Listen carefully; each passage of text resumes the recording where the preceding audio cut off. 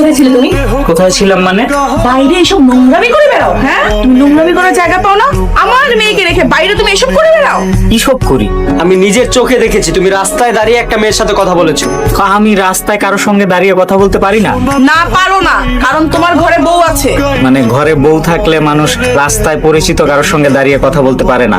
সবাই পারলেও তুমি কারোর সাথে কথা বলতে পারো না। আমি কথা বলবো, পারলে ঠেকাও। এত বড় সাহস তোমার, তুমি আমার মেয়েকে রেখে অন্য মেয়ের সাথে কথা বলবে? দুলা ভাই তোমাকে বলছি তুমি সাবধানে কথা বলো। শালার ভাই শালা, শালা তুই শালার মতো থাকবি। জীবনে যদি এরকম বেয়াদবি আর করতে দেখি না, কানের নিচে এরকম পটকা মাঝে মাঝেই পড়বে। আমার আদরের ছোট ভাইয়ের গালে এত জোরে থাপ্পড় দিলে? আমার বাসায় থেকে আমার ছেলের গালে থাপ্পড়? ঘর জামাই ঘর জামাইয়ের মতো থাকবে। আমি ঘর জামাই না, আমি ঘর জামাই। এই বাসার ভাড়া না আমি দিই। এই বাসার গ্যাস বিল, নেট বিল, পানির বিল, সমস্ত বিল আমি পরিশোধ করি। এই বাসায় বাজার হয় আমার ইনকামের টাকায়। তোমরা না খেয়ে পরে বেঁচে আছো আমার ইনকামের টাকায়। সমস্ত খরচ চলে আমার টাকায়, আর এই বাসায় আমিই ঘর জামাই। বিশ্বাস করে আমার রাজকন্যার মতন মেয়েরে তোমার কাছে বিয়ে দিলাম, আর তুমি আমাদেরকে খোটা দিয়ে দিলা। বিয়ে দিয়ে না আপনারা নিজেরা নিজেদেরকে বাঁচিয়েছেন। বলে কোথায় থাকতেন, কি খেতেন, রাস্তায় পড়ে থাকতে হতো তো। একটা কথা কান খুলে শুনে রাখেন সবাই, আজকের পর থেকে এই বাড়িতে শুধুমাত্র একজনের আওয়াজ শোনা যাবে, আমার। আর কারো গলার আওয়াজ যেন এই বাড়িতে না শুনে। আজকের পর থেকে আমি যা বলবো এই বাড়িতে শুধুমাত্র সেটাই চলবে। তোর লেগেছে? হ্যাঁ মা। বুঝলি এটা আমি কি দেখলাম রে? আমি বুঝতে পেরেছি মা, এই সব কিছু হচ্ছে ওই মেয়েটার জন্য। কিন্তু ফজলের এত বড় সাহস হবে যে ও কিসমুর গায়ে হাত দেয়?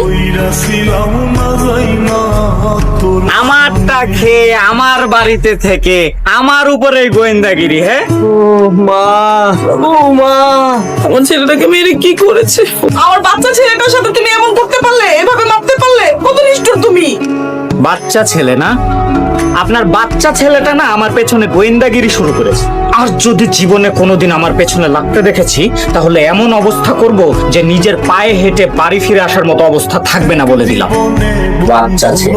তুই আজকে থেকে লাঞ্চ নিয়ে তোর দুলা ভাইয়ের অফিসে যাবি, আর অফিসে কখন কি হয় তা বোঝার চেষ্টা করবি। না না আপু, আমি আর পারবো না। যতবারই আমি তোমাদের কথা শুনেছি ততবারই আমাকে মার খেতে হয়েছে। পারবি না মানে? তোকে পারতেই হবে। ও এত সাহস কোথা থেকে পেলো এইটা আমাদের জানতেই হবে।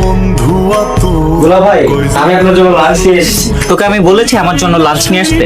আপা বললো তাই নিয়ে এলাম। তোকে না বলেছি আমার পেছনে গোয়েন্দাগিরি করবি না, খবর আসতো? কি বলুন স্যার? আমার বাসার কাজের ছেলে। দুলা ভাই, স্যার আজকে আমরা বাইরে লাঞ্চ করবো, মনে আছে তো? হ্যাঁ হ্যাঁ মনে আছে। দুলা ভাই বাইরে খাবে না, আমি দুলা ভাইয়ের জন্য লাঞ্চ নিয়ে এসেছি।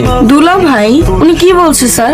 হয়েছে কি, এই ছেলেটাকে আমরা উগান্ডার একটা অবহেলিত অঞ্চল থেকে নিয়ে এসেছি। ওই অঞ্চলের মানুষগুলো স্যারকে দুলাভাই বলে ডাকে। আচ্ছা স্যার, আমি অপেক্ষা করছি, তাহলে আপনি আপনার শালাকে বিদায় করে আসুন। শালা? আমাদের বাসায়ও এমন উগান্ডার একটা কাজের লোক আছে, তাদের অঞ্চলে নাকি এমন কাজের লোককে শালা বলেই ডাকে। মাইন্ড করলি? খুব মাইন্ড করেছি দুলা ভাই, খুব মাইন্ড করেছি। আপনি আমাকে শালা বলে স্বীকার করলেন না, খুব কষ্ট পেয়েছি আমি। তাহলে তো আমি সার্থক, কারণ তোর মতো গন্ডারকে আমি মাইন্ড করাতে পেরেছি। এখন যা ফট, বিদায় হয় এখান থেকে। আপার দেয়া এইসব বস্তা বচা খাবার নিয়ে যা, ফেরত দিয়ে দিচ্ছি।